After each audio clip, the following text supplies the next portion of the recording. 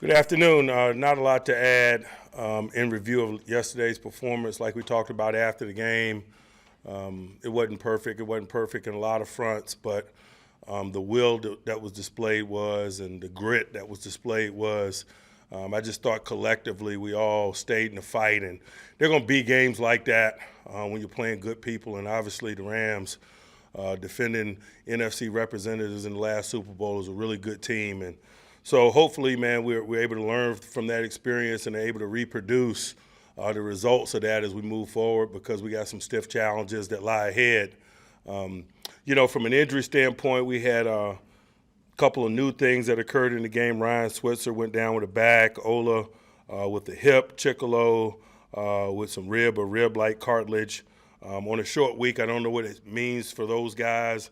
They're yet to be evaluated this morning, so maybe we'll have some more information for you, but it won't be a lot of opportunities during the course of the week for those guys to work their way into the rotation or show their availability, just simply by the way that we have to practice or the structure in which we work on a week like this. So don't have a lot of information about their status or availability. We'll just simply play it by ear and do the best we can in terms of making judgments, not only in terms of their health and capabilities, but just the mix of people in regards to some of those things.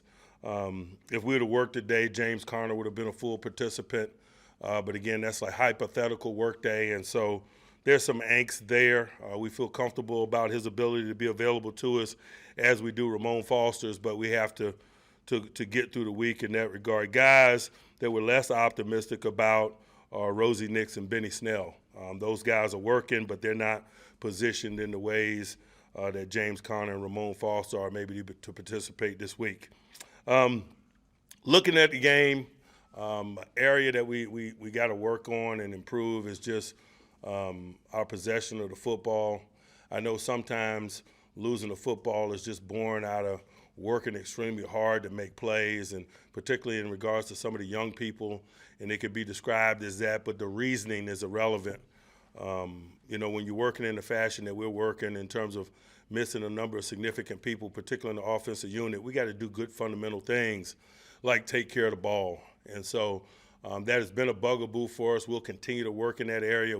It's not like we haven't placed an emphasis on working that area. Just hadn't unfolded the way we would like in stadiums. Thankfully, we've been taking the ball away on defense to offset it. Thankfully, we've also grown in terms of our ability to stand up in the face of that adversity that we created. Early in the year, we weren't getting off the field on defense when we were put on short fields. More recently, we've been more successful at either getting off the field or at least holding people to field goals, and I think that that's a critical element of supplementing and supporting one another, in play. Getting some splash plays and stuff of late from our special teams unit, and that's critical. We got a ball back after a safety the other week. We had an interception on a fake punt in this game, and so when a special teams has an opportunity to gain possession of the ball or provide a short field for a unit, that's an asset to us as well. If we could gain some more consistency in that area, that'll help us in our cause.